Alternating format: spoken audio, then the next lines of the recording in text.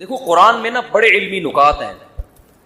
قرآن کہہ رہا ہے یعتذرون الیکم اذا رجعتم الیہم لترضوا عنہم. قرآن کہہ لتعرضوا عنہم ہے لترضوا عنہم؟ کوئی حافظ نہیں بیٹھا بیٹھا.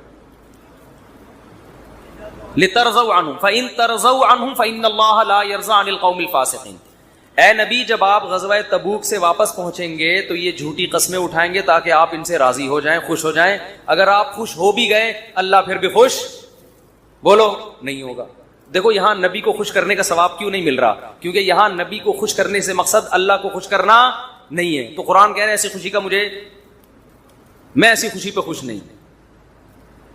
اور کعب ابن مالک, مرارہ ابن ربی اور ہلال ابن امیہ, ان تین صحابی نے سچ بول کے نبی کو ناراض کر دیا. منافقین نے جھوٹ بولا نا کہ یہ عذر تھا ہم تبوک میں اس لیے نہیں آ سکے, یہ مسائل تھے. نبی عالم الغیب نہیں, آپ نے کہا چلو بھائی ایسے ہی ہوگا, آپ خوش ہو گئے, ٹھیک ہے بھائی جاؤ, کوئی سزا نہیں, کچھ بھی نہیں. اللہ نے کہا آپ خوش ہیں, اللہ نہیں خوش ان سے.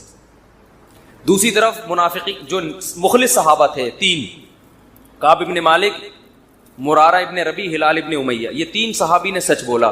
یا رسول اللہ کوئی عذر نہیں تھا, بس ہم سستی کی وجہ سے پیچھے رہے, کوئی عذر نہیں. جانا چاہیے تھا, ہم پہ فرض تھا, لیکن باغ پک چکے تھے, سب کچھ تیار تھا, پھر بھی نہیں گئے, کوئی عذر نہیں ہے. سچ بولا نا, نبی غضبناک ہو گئے.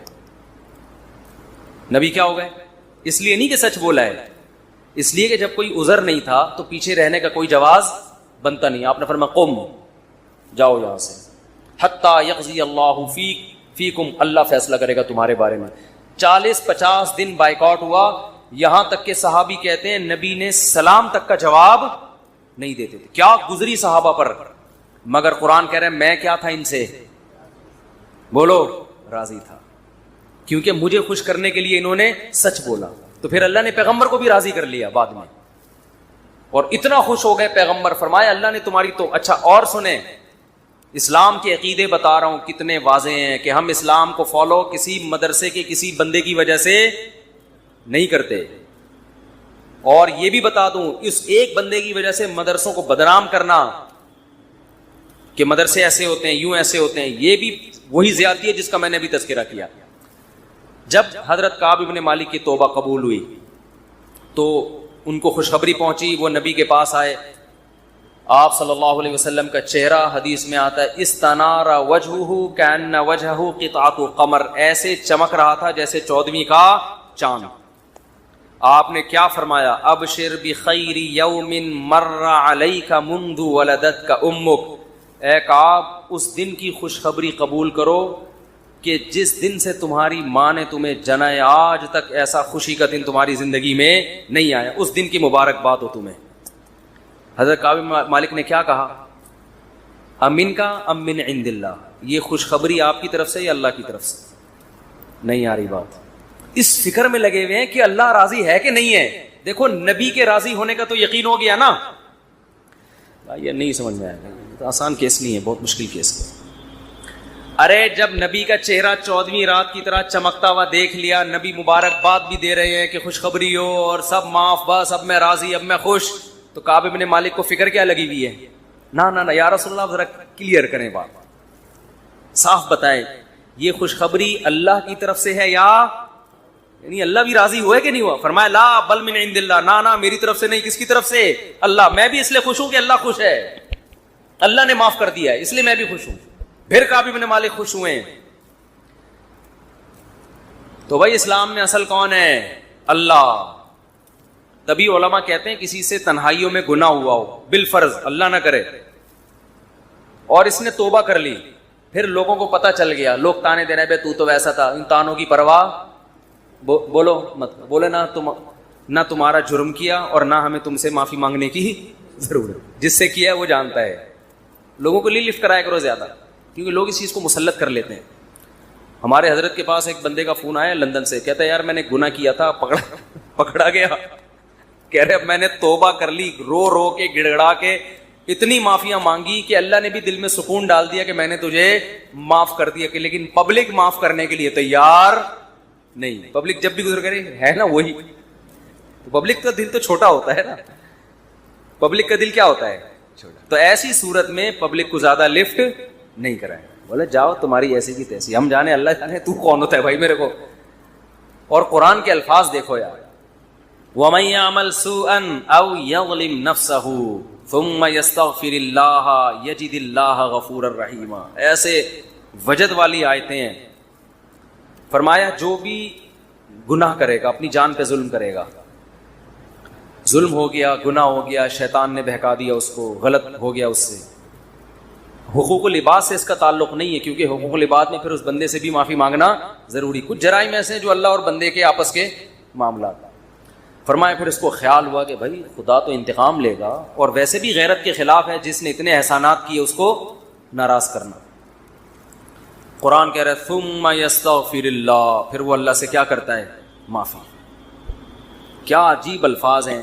اللہ نے یہ نہیں فرمایا غفارہ اللہ, اللہ اسے معاف کر دے گا, نہ نہ نہ, یہ انداز نہیں ہے, یہ اللہ اس سے انتقام نہیں لے گا. فرمایا یجید اللہ غفور الرحیم, وہ اللہ کو پائے گا, وہ دیکھے گا کہ اللہ غفور بھی ہے اور رحیم, وہ دیکھے گا اپنی آنکھوں سے. یہ ایسے ہے جیسے ہم کسی کو دعوت دیں کہ آپ ہماری دعوت پہ آؤ, آپ پوچھتے ہیں کیا کیا ملے گا.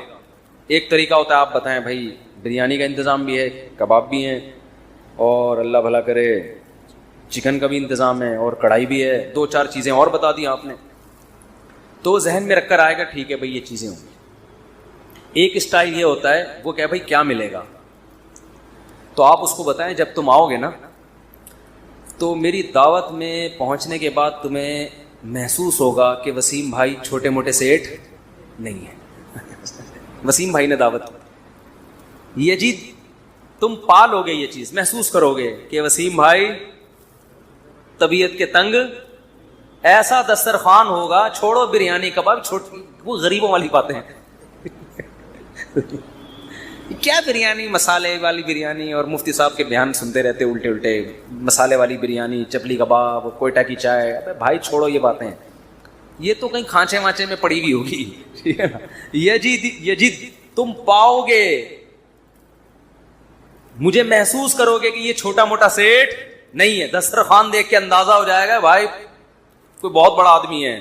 قرآن کیا کہتا ہے؟ جو گناہ کرے گا اور توبہ کرے گا یجید اللہ غفور الرحیم. اللہ یہ نہیں فرما رہے کہ اس کو معاف کروں گا, اللہ فرماتے ہیں جیسے کوئی بندہ دعوت پر آئے تو آپ کہو بھائی تم پاؤ گے کہ میں چھوٹا موٹا سیٹ نہیں ہوں.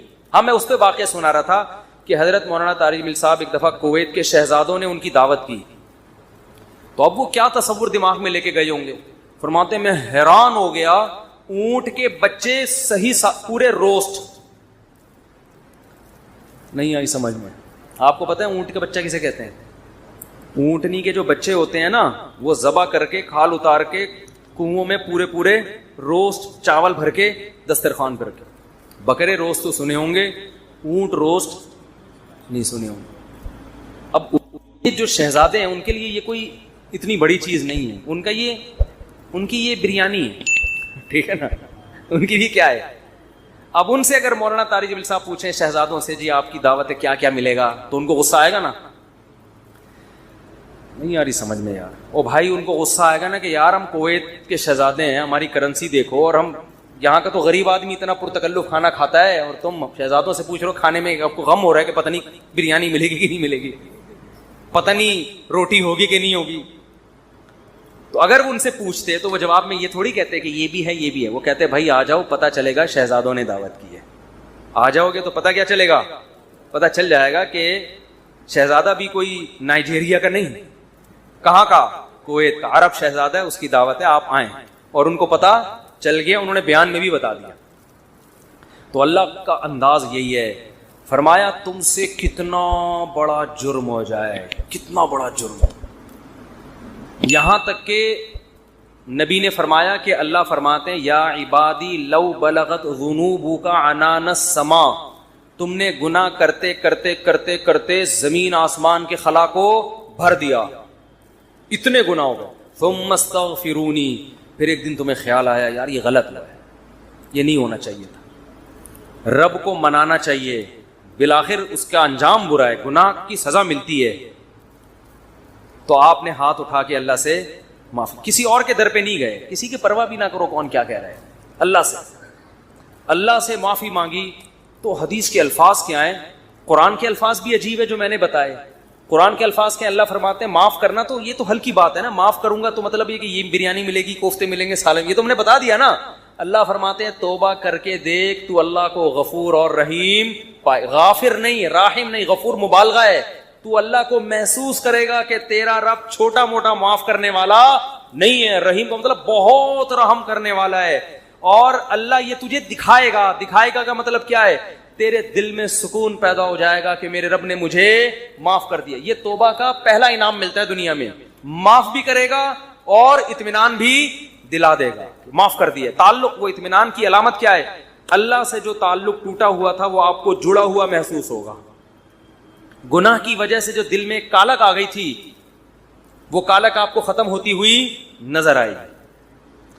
یہاں تک علماء کہتے ہیں کہ بعض لوگ گناہ کر کے ایسی توبہ کرتے ہیں کہ گناہ سے پہلے جو اللہ کا ان سے تعلق تھا نا, گناہ کے بعد جب توبہ کی تو اس سے زیادہ اچھا تعلق پیدا ہو جاتا ہے ان کا, پہلے سے بھی زیادہ اچھا اللہ کی محبت پیدا ہو جاتی ہے.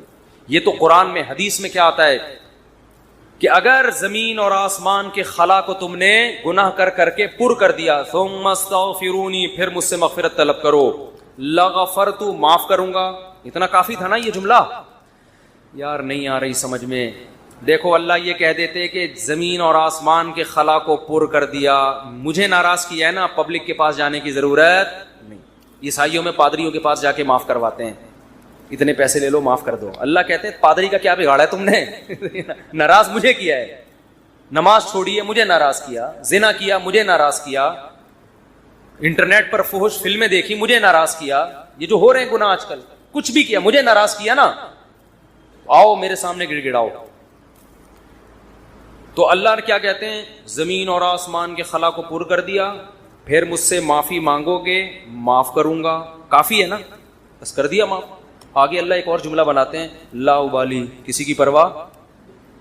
بولو اردو میں لفظ سماتے ہیں, بڑا لا ابالی قسم کا آدمی ہے, سنا یہ لفظ, ہاں بولنے میں کچھ ٹیکس لگتا ہے. لا ابالی کہتے ہیں نا, یہ عربی کے لفظ سے آیا لا ابالی. لا کا مطلب نہیں, ابالی کا مطلب پرواہ نہیں کرتا میں کسی کی, جیسے جو آدمی کسی کی پرواہ نہیں کرے بڑا لا ابالی سا آدمی ہے. تو اللہ کیا کہتے ہیں, لا ابالی, معاف کروں گا کسی کی پرواہ نہیں. کیا مطلب, یہ جملہ لگانے کی کیا ضرورت تھی؟ جملہ اس لیے لگایا جا رہا ہے کہ بہت سے نیک لوگوں کو اعتراض ہو سکتا ہے, اے اللہ اتنے سارے گناہ سیکنڈوں میں معاف, یہ بات ہماری کھوپڑی میں بولو نہیں, کچھ تو تھوڑی سی ہوتی. جیسے ایک بیٹا نافرمان ہو, 20 سال باپ کو ستاتا رہے, اب باپ کو زندگی بھر ستایا اس کو, باپ نے کہا ایسی کی تیسی ہے, دیکھتا ہوں میں جائیداد سے آگ کر دوں گا, میں یہ کر دوں گا. باپ بوڑھا ہو گیا, مرنے لگا ہے بھائی, اب جائیداد کی تقسیم کا وقت آ رہا ہے, اور اب یہ گیا, اس کو پتا ہے کہ اب تو سارا معاملہ خراب, زندگی بھر ستاتا رہا. آخر میں آ کے ابا سے کہتے ہیں, ابا I am very very sorry. ابا کہتے ہیں چل جا معاف کیا. دوسرے بیٹوں کو آئے گا نا غصہ, ہے بھائی ابا یہ کیا, یہ تو آپ کے رحم دل ہونے سے ناجائز فائدہ اٹھا رہے ہیں بھائی, ابھی آپ کے جانے کا وقت ہے, اور یہ آ کے سوری کر کے چلا گیا.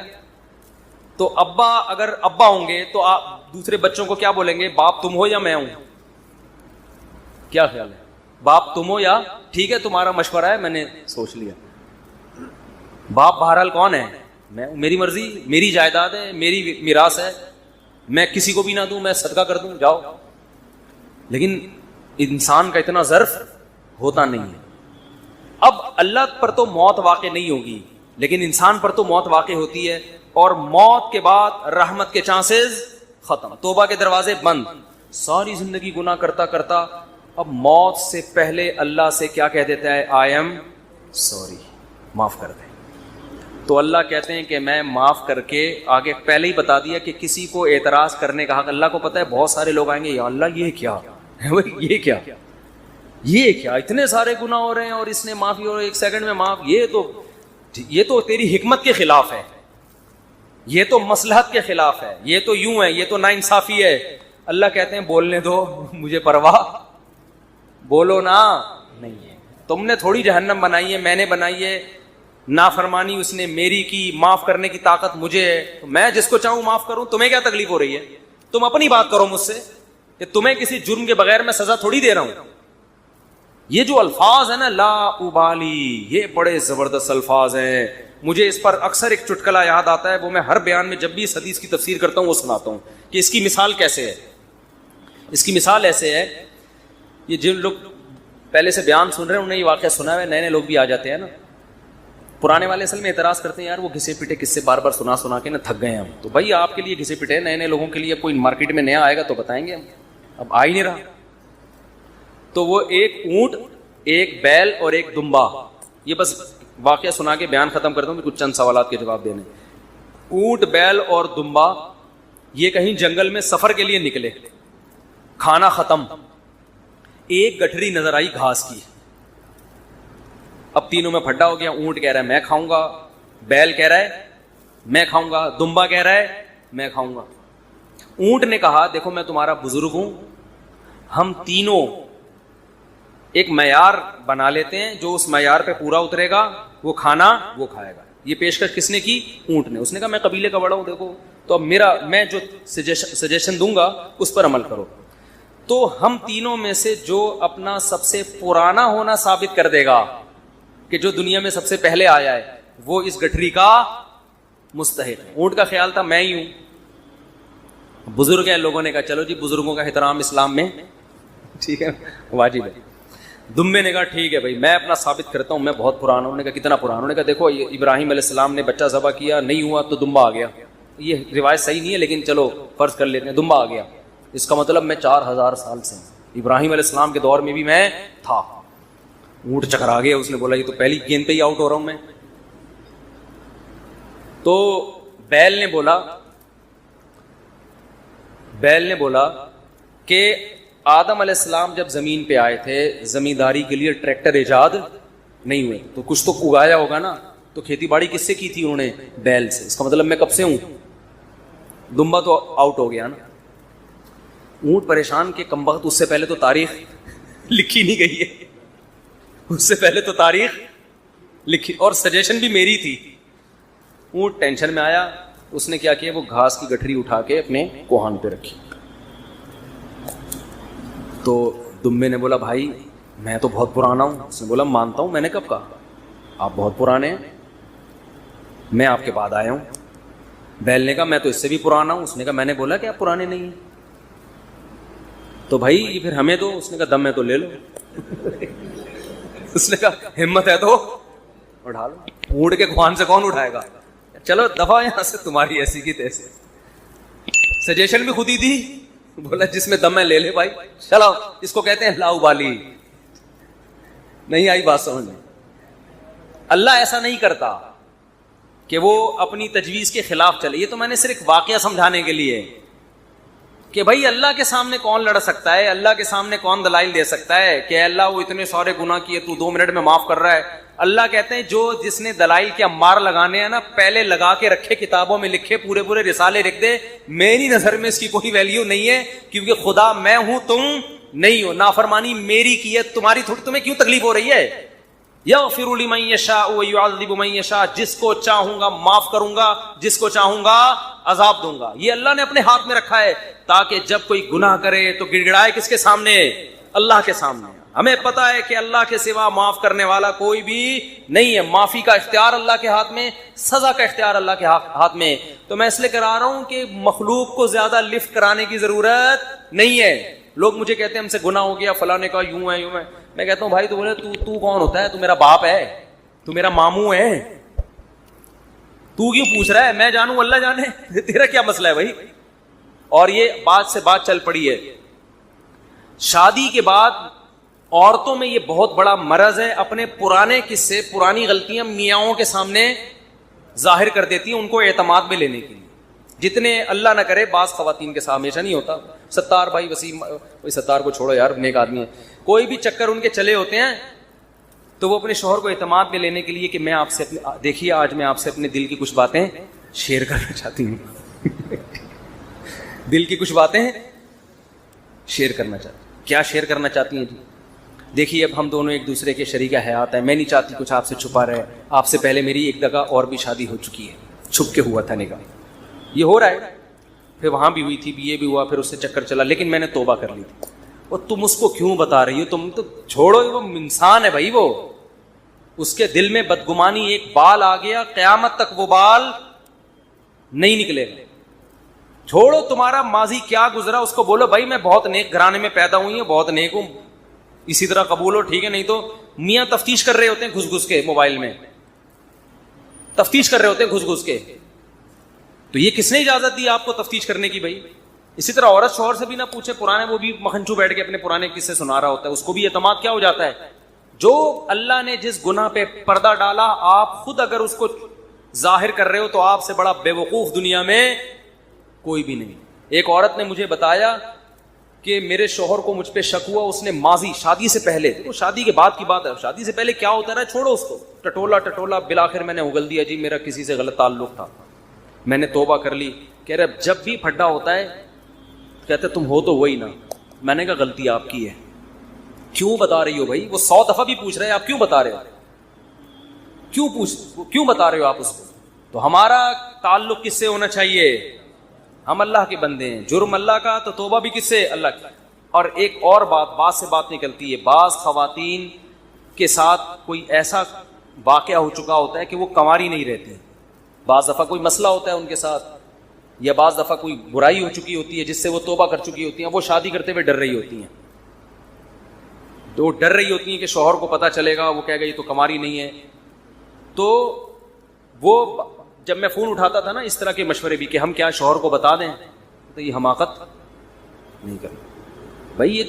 یہ تو کسی بھی طرح سے زائل ہو سکتا ہے, کسی بیماری سے بھی ہو سکتا ہے پردہ زائل, اور بھی 10 بعضوں کے پیدائشی نہیں ہوتا. تو ایسے موقع پہ جھوٹ بولنا بھی جائز ہے. نہیں آ رہی بات؟ عورت کے لیے جائز ہے کہ وہ شوہر سے بولو نا, جھوٹ بول دے, وہ یہ نہ بتائے کہ میں نے بدکاری کی ہے پھر توبہ کر لی ہے, یہ اتنی تفصیل میں جانے کی ضرورت نہیں ہے. وہ بول دے بھائی یہ پیدائشی نہیں ہے, یہ جھوٹ ہے. لیکن کیوں؟ وجہ اس کی یہ کہ اس کمبخت کو یہ تفتیش کی اجازت نہیں ہے کہ وہ پوچھے آپ سے. جو ماضی کے قصے ہیں وہ کیا ہیں؟ وہ ختم, وہ پرانے ہیں. تو جو ٹوہ میں لگتا ہے نا, ٹوہ میں گھستا ہے ایک دوسرے کی ٹوہ میں, اللہ اس کو کیا کرتے ہیں؟ رسوا کرتے ہیں. تو گناہ ہو جائے کس سے تعلق؟ اللہ سے. ہم عیسائی تھوڑی ہیں کہ پادریوں سے جا کے یا پنڈتوں سے جا کے اپنے گناہ شیئر کر رہے ہوں. مجھے بھی لوگ آ کے بتاتے ہیں, میں کہتا ہوں یار مجھے نہیں بتاؤ کیا ہوا ہے, میں بھی انسان ہوں. ہاں ایک صورت میں آپ بتائیں, جیسے کوئی مریض ڈاکٹر کو اپنی بیماری بتا رہا ہوتا ہے علاج کے لیے, تو کسی بزرگ سے, کسی عالم سے آپ کا تعلق ہے, آپ سمجھتے ہیں کہ اس سے میں مشورہ لے سکتا ہوں, اور مشورہ اس وقت تک نہیں لے سکتا جب تک میں اس کو اپنا پورا مرض بتاؤں نہیں کہ میرے اندر کیا گناہ ہے جو میں چھوڑنا چاہتا ہوں مگر مجھ سے چھوٹتا نہیں. ایسی صورت میں پھر مجبوری ہے بتانے کی تاکہ وہ اس کا کوئی علاج بتائے آپ. تو اس کا خیال کرنا چاہیے. یہ اللہ کا دین کتنا زبردست ہے, اللہ نے ہمیں بتا دیا گناہ سے بچنا کیسے, ہو جائے تو کرنا کیا ہے. تو ہمارا رب ہے غفور الرحیم, جب توبہ کرو گے اللہ کہتے ہیں میں بتا دوں گا کہ میں, لوگ معاف نہیں کرتے مگر میں معاف کر دیتا ہوں. پچھلے سال رمضان میں روزانہ کسی کبیرہ گناہ کے بارے میں بیان ہوتا تھا. ایک کبیرہ گناہ, اس کے شریعت میں کیا وعیدیں ہیں, کیا اس کے نقصانات ہیں. اس دفعہ انشاءاللہ فجر کے بعد کوشش ہوگی کہ کسی ایک بڑی نیکی کے بارے میں, بڑی خیر کے بارے میں جس کی شریعت میں بہت تاکید ہے, تو اس کے بارے میں انشاءاللہ بیان ہوا کرے گا. تو آج سے انشاءاللہ آغاز کرتے ہیں. آپ حضرات جم کے بیٹھیں روزانہ پابندی کے ساتھ, تاکہ کم از کم اتنا علم ہو کہ ہمارے مذہب نے, ہمارے دین نے کن بھلائی کی باتوں پہ زیادہ زور دیا ہے. تو شاید اللہ تعالیٰ ان میں سے ہمیں ان بھلائیوں کی توفیق عطا فرما دے. تو سب سے پہلی بھلائی جو فرض نہیں ہے لیکن شریعت نے اس کی بہت ترغیب دی ہے, وہ ہے تہجد کی نماز. قرآن مجید میں ہے تتجافى جنوبهم عن المضاجع يدعون ربهم خوفا وطمعا ومما رزقناهم ينفقون. فرمایا ہمارے جو نیک بندے ہیں ان کے پہلو رات کو ان کے بستروں سے الگ ہو جاتے ہیں. کیوں الگ ہوتے ہیں؟ جنت کے شوق میں اور جہنم کے خوف میں. یعنی ہمارے نیک بندوں کو جنت کی لالچ اتنی ہے، تو جنت چیز ہی ایسی ہے، اللہ نے اس کو اتنا حسین اور مزین بنایا کہ جب وہ جنت کا تذکرہ قرآن مجید میں پڑھتے ہیں، سنتے ہیں، تو کیا کرتے ہیں کہ رات کے آخری حصے کو غنیمت سمجھتے ہیں اور اس میں اپنے رب کے سامنے کھڑے ہو کر یدعون ربہم، رب کو پکارتے ہیں، خوفا و طمعا، جہنم کے خوف سے اور جنت کی لالچ میں. ایک اور مقام پر ہے ربنا اصرف عنا عذاب جہنم ان عذابها کان غراما، کہ رات کو یہ دعا مانگتے ہیں کہ اے اللہ ہم سے جہنم کے عذاب کو دور کر دیجئے، اس لیے کہ اس کا عذاب چمٹ جانے والا عذاب ہے. تو قرآن مجید میں بہت سارے مقامات پر تہجد کی نماز کی بے پناہ فضیلت وارد ہوئی ہے، اور احادیث میں آپ صلی اللہ علیہ وسلم کا اپنا عمل تو سب کو معلوم ہے کہ کھڑے کھڑے آپ صلی اللہ علیہ وسلم کے پاؤں مبارک سوج جایا کرتے تھے. ہم اتنی عبادت تو نہیں کر سکتے، لیکن تھوڑی سی اس سنت کو زندہ کرنے کی کوشش کر سکتے ہیں. حدیث میں ہے، صحیح بخاری مسلم کی حدیث ہے، آپ صلی اللہ علیہ وسلم نے فرمایا نعم الرجل عبد اللہ لو یصلی من اللیل، کہ عبداللہ بن عمر کیا ہی بہترین آدمی ہے اگر وہ رات کے حصے میں کچھ نماز پڑھ لے. ساری خیریں ہیں، ساری بھلائیاں ہیں، ایک چیز رہ گئی ہے، رات کے آخری حصے میں نماز نہیں پڑھتے. تو عبداللہ بن عمر کے بیٹے حضرت سالم فرماتے ہیں کہ یہ سننے کے بعد میرے والد نے، عبداللہ بن عمر نے، کبھی تہجد میں ناغا نہیں کیا، اور بہت تھوڑا سوتے تھے، ہمیشہ پابندی سے رات کو تہجد پڑھتے تھے.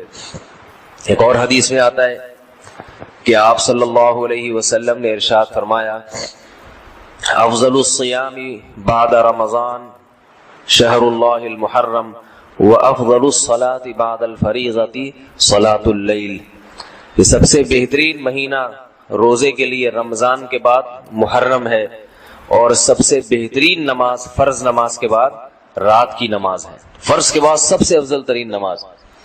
ایک اور حدیث میں ہے رسول اللہ صلی اللہ علیہ وسلم نے فرمایا کہ حدیث کا مفہوم ہے کہ سب سے بہترین شخص اور سب سے بہترین گھرانہ وہ شخص ہے جو رات کے آخری حصے میں اٹھے اور اپنی بیوی کو بھی اٹھائے، بیوی نہ اٹھے تو اس کے پانی کے چھینٹے مارے.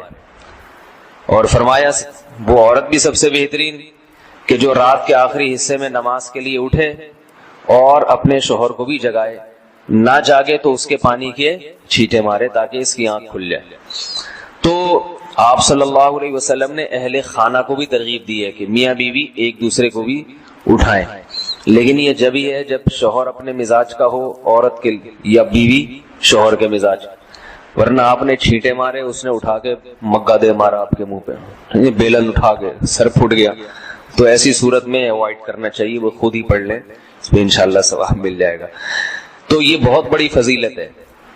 آج کل لوگ مجھ سے وظیفے پوچھتے ہیں بہت فون کر کر کے کہ یہ کاروبار نہیں مل رہا، جو ہے رزق کی تنگی ہے، تو وہی عاملوں کے چکر میں پڑتے ہیں، کسی نے بندش لگا دی، کسی نے یوں کر دیا. تو قرآن میں اللہ کیا فرماتے ہیں کہ اللہ جس کے لیے رحمت کا دروازہ کھولیں تو کوئی بند نہیں کر سکتا، اور جس کے لیے اللہ دروازہ بند کر دیں تو کوئی کھول نہیں سکتا. یہ تو بندش سب ایسے ہی باتیں ہوتی ہیں. تو اصل کرنا کیا چاہیے، وظیفوں میں وقت برباد نہیں کرنا چاہیے. یہ جو وظیفے بتانے والے ہوتے ہیں نا، ان کے پاس کوئی دلیل نہیں ہوتی، بس ایک اندازہ ہوتا ہے کہ یہ کرنے سے یوں ہو جائے گا، یہ کرنے سے، ایک اندازے ہوتے ہیں. تو لوگوں کے اندازوں پہ اور ان کے اٹکل پہ اپنی صلاحیتوں کو، اپنے وقتوں کو کیوں برباد کر رہے ہیں؟ جو اللہ اس کے رسول نے جس چیز کی اہمیت بتائی ہو، جن وظائف کی یا جن اعمال کی، ان کی طرف توجہ دینی چاہیے. تو حدیث میں آتا ہے کہ رات کے آخری حصے میں اللہ آسمان دنیا کی طرف آتے ہیں اور فرماتے ہیں حل من مسترزقین اغفر له، حل من مسترزقین ارزق له، کوئی ہے مجھ سے رزق مانگنے والا جسے میں رزق دوں. تو اس وقت اٹھ کے اللہ سے روزی مانگنی چاہیے. اے اللہ کاروبار نہیں ہے، گھر کے حالات دیکھ رہا ہے، تو نہیں ہو رہا پورا، تو میرے رزق میں برکت دے دے. تو بجائے ادھر ادھر اتنی دفعہ یہ پڑھو، اتنی دفعہ یہ پڑھو، جس کی کوئی دلیل نہیں ہے. تو اللہ کے نبی نے کیا فرمایا؟ اللہ آسمان دنیا پہ آ کے کہتے ہیں کوئی ہے رزق مانگنے والا، اور اللہ کہتے ہیں حل من مستغفر اغفر له، کوئی ہے مجھ سے گناہوں کی معافی مانگنے والا کہ میں اس کو معاف کر دوں؟ تو آخری حصے میں اللہ تعالیٰ خود مطالبہ کر رہے ہیں، کوئی ہے بھائی اٹھے مانگے میں دوں گا، تو ہم پڑے ہوئے سب سو رہے ہوتے ہیں اس میں۔ تو یہ بہت بڑی نیکی ہے، یہ بہت بڑی سنت ہے رات کے آخری حصے میں نماز پڑھنا۔ صحابہ تو بہت لمبی لمبی پڑھا کرتے تھے، اتنی ہم نہیں کر سکتے تو تھوڑا سا کر لیں۔ علماء نے لکھا ہے کم سے کم 2 رکعتیں یہ تہجد کی ہیں، کم سے کم، زیادہ سے زیادہ 8 بھی ہو سکتی ہیں، عام معمول آپ صلی اللہ علیہ وسلم کا، اور اس سے بھی زیادہ ہو سکتی ہیں، لیکن وہ نہیں ہو سکتا تو 2 رکعتیں پڑھ لے انسان۔ اور حدیث میں آتا ہے کہ آپ صلی اللہ علیہ وسلم سے کبھی رات کی نماز رہ گئی تو پھر آپ دن میں پڑھ لیا کرتے تھے۔ تو یہ قضا تو نہیں ہوتی، نفل نمازوں کی قضا نہیں، صرف ایک معمول کا پابند رہے انسان، اس لیے آپ نے ترغیب دی ہے۔ رات کو رہ گئے تو دن میں آپ صلی اللہ علیہ وسلم نے 12 رکعتیں پڑھی ہیں تو دن میں پڑھ لے انسان۔ اور اگر رات کے آخری حصے میں اٹھنا بہت مشکل ہے یا ناممکن ہے تو آخری درجہ یہ ہے کہ عشاء کی نماز کے بعد وتر سے پہلے 2 نفل پڑھ لے انسان، بلکہ اس سے بھی پہلے یہ کہ سونے سے پہلے پڑھ لے، اور اس سے بھی اگر اتنی بھی نہیں ہوتی کہ بھائی نہیں سونے سے پہلے پڑھی تو میری تو نیند ہی اڑ جائے گی یا سستی ہوتی ہے، تو آخری درجہ کیا ہے؟ وتر سے پہلے 2 نفل پڑھ لے، اس نیت سے کہ تھوڑا سا یعنی تہجد کی نیت سے پڑھ لے تاکہ وہ ثواب پورا نہ بھی ملے تو کچھ انگلی کٹا کے ہی شہیدوں میں انسان نام لکھوا لے نا۔ یہ جو ہے کہا جاتا ہے نا انگلی کٹا کے شہیدوں میں نام، تو یہ اسی لیے ہے کہ بہت سے لوگ انگلی ہی کٹاتے ہیں اور وہ کچھ قربانی میں ان کا نام آ جاتا ہے، تو پورا کام نہیں ہو سکتا، تھوڑا سا کر لے، رات کا وقت بھی ہے اور عشاء کی نماز بھی ہو چکی ہے تو 2 رکعت اس نیت سے پڑھ لے۔ تو اصل تو وہی ہے کہ رات کے آخری حصے میں پڑھے۔ اللہ تعالی ہم سب کو اس پر عمل کی توفیق عطا فرمائے۔ سبحانک اللہم و بحمدک، الحمدللہ۔